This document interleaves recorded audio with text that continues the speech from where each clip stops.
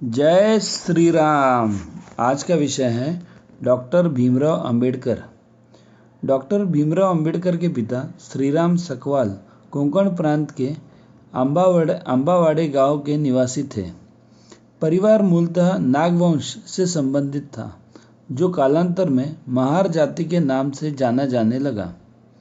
इनके पिता मध्य प्रदेश के महू के सैनिक विद्यालय में हेडमास्टर थे। पिताजी संत कबीर के बड़े भक्त थे। उनके यहाँ 1 अप्रैल 1891 को इनका जन्म हुआ। 5 वर्ष की अल्पायु में ही इनकी माताजी का स्वर्गवास हो गया। भीमराव की प्राथमिक शिक्षा महाराष्ट्र के दापोली कस्बे व बाद में सातारा में हुई। समाज में उस समय छुआछूत से संबंधित जो बुराई फैली हुई थी, पढ़ाई से लेकर प्रत्येक स्थान पर भीमराव को दंश के रूप में झेलनी पड़ी। सारे मनुष्य तो एक ही जैसे हाड़ मांस और पंच तत्वों से बने हैं, फिर छोटा बड़ा छुआछूत क्यों? ऐसे अनेक प्रकार के प्रश्न मन में उठने लगे, जिनका कोई तार्किक उत्तर न बताया गया। सतारा के विद्यालय में इनका संबंध ब्राह्मण शिक्षक अंबेडकर से आया, जिससे प्रभावित होकर इन्होंने अपना उपनाम अंबावाड़ेकर से बदलकर अंबेडकर कर दिया। इनकी माता के निधन के बाद पिताजी ने दूसरा विवाह कर लिया। सौतेली माँ के दुर्व्यवहार के कारण इनका पालन फूफी ने किया था। कुछ दिन बाद भीमराव अपने पिता के साथ मुंबई की पटेल नामक चाल में तंग कोठरी में रहकर एल्फिंस्टन विद्यालय में पढ़ने लगे। महानगर में भी अछूतता के अभिशाप से इन्हें मुक्ति नहीं मिली। 1907 में मैट्रिक प्रथम श्रेणी में उत्तीर्ण की, जो किसी अछूत समाज के बालक के लिए आश्चर्यजनक बात थी। संस्कृत चाहकर भी इसलिए नहीं पढ़ पाए क्योंकि वे अछूत समाज के थे। 17 वर्ष की आयु में ही रमाबाई से भायखला यानी मुंबई में विवाह हो गया। एल्फिंस्टन विद्यालय से इंटरमीडिएट कर बीए की परीक्षा 1912 में उत्तीर्ण की। 1913 में बड़ौदा महाराज गायकवाड़ के यहाँ नौकरी करने लगे, तभी पिताजी की मृत्यु हो गई। प्रतिभा, लगन और चरित्र से प्रभावित होकर बड़ौदा महाराजा ने आगे की पढ़ाई के लिए अमेरिका भेज दिया, जहाँ कोलंबिया विश्वविद्यालय में 1915 में एमए की परीक्षा उत्तीर्ण की। इनकी महत्वपूर्ण विद्वत्तापूर्ण थीसिस के कारण कोलंबिया विश्वविद्यालय ने इन्हें पीएचडी की उपाधि दी।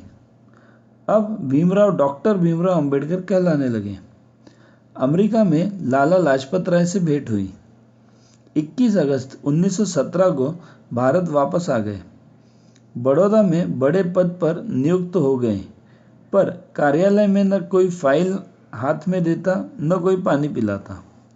बैरिस्ट्री यानी डीएमसी की डिग्री प्राप्त करने 1920 में लंदन गए। पुस्तकालय से पुस्तकें पढ़ बैरिस्टर की परीक्षा पास कर 1922 में भारत में आ मुंबई के सिडेनहम महाविद्यालय में प्राध्यापक के पद पर नियुक्ति मिल गई। 1923 में मुंबई में ही बैरिस्टर की प्रैक्टिस शुरू की, तो 1924 में बहिष्कृत हितकारिणी की स्थापना कर 1927 में मुंबई में लेजिस्लेटिव काउंसिल के सदस्य के रूप में मनोनीत हुए। समान अधिकारों को लड़ने के उद्देश्य से मूक नामक पत्रिका भी प्रारंभ की। कोलाया जिले की महाड़ नगर पालिका चौदार तालाब में अंबेडकर ने पानी का स्पर्श किया, अनुयायियों को पानी पिलाया, लेकिन थोड़ी देर में इस सूचना पर वह वीरेश्वर मंदिर में भी प्रवेश करेंगे, कुछ लोगों ने हमला बोल उन्हें घायल कर दिया। डॉक्टर अंबेडकर ने मामला न्यायालय में लगाया, जहां उनकी जीत हुई। 1931 में दूसरी गोलमेज कॉन्फ्रेंस में गांधी जी के साथ अछूतों के लिए अलग निर्वाचन मंडल की मांग कर अधिकार प्राप्त कर लिया। हरिजन शेष हिंदू समाज से अलग हो जाएंगे, इस चिंता से इस निर्णय के विरुद्ध गांधी जी ने अनशन शुरू कर दिया। अनशन से चिंतित सभी नेताओं का अंबेडकर जी से एक समझौता पूना में हुआ, जिसमें विधानमंडलों में 10% स्थान सुरक्षित करने का निर्णय होने पर पृथक निर्वाचन का दावा छोड़ दिया, जो पूना पैक्ट के नाम से प्रसिद्ध हुआ। 1936 में उन्होंने इंडिपेंडेंट लेबर पार्टी नामक संस्था बनाई। नासिक के प्रसिद्ध कालाराम मंदिर में दर्शन की घोषणा कर अनुयायियों के साथ प्रवेश करना चाहा तो अपमानित कर बाहर निकाल दिया गया। कुपित हो उन्होंने घोषणा की, हिंदू इस नाते मेरा जन्म हुआ है, पर हिंदू इस नाते मैं मरूंगा नहीं। यह घोषणा सुन मुल्ला मौलवी, ईसाई पादरी और मिशनरी के लोगों ने अपने धर्म में लाने की पुरजोर कोशिश की। 15 अगस्त 1947 को भारत स्वतंत्र हो गया। 29 अगस्त 1947 में संविधान बनाने के लिए 7 लोगों की समिति बनाई गई। डॉक्टर अंबेडकर जी को इसका अध्यक्ष बनाया। 4 नवंबर 1948 को संविधान सभा के सम्मुख संविधान का प्रारूप पेश किया, जिसे 26 नवंबर 1948 को स्वीकार कर लिया गया। जब इनकी पत्नी रमाबाई का निधन हो गया, तब इन्होंने नर्सिंग होम में कार्य करने वाली डॉक्टर शारदा कबीर से दूसरा विवाह कर लिया। वह नेहरू मंत्रिमंडल के प्रथम कानून मंत्री बने। 1950 में बौद्ध सम्मेलन में भाग लेने श्रीलंका भी गए। बौद्ध के बुद्धत्व व समता से वह अत्यंत प्रभावित हुए थे।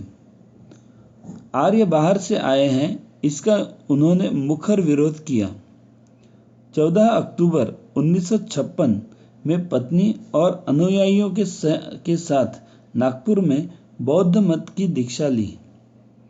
पर्यावरण के प्रति कितना प्रेम था कि कुछ समय जब उन्होंने औरंगाबाद में बिताया तो उस परिसर में कोई पेड़ नहीं था, तो मिलने वालों को नियम बनाया कि जो भी मिलना चाहते हैं वह पहले एक पौधा परिसर में लगाए, फिर आए। अपने समाज बंधुओं को अधिकार दिलवाकर समाज में समता व समरसता का वातावरण बनाने के लिए संघर्ष करने वाले डॉक्टर भीमराव अंबेडकर ने 6 दिसंबर 1956 को दिल्ली में निज निवास पर अपना शरीर छोड़ दिया। 5 लाख लोगों ने एकत्रित हो अपने देश के नेता को अश्रुपूरित नेत्रों से अंतिम विदाई दी। भारत माता की जय।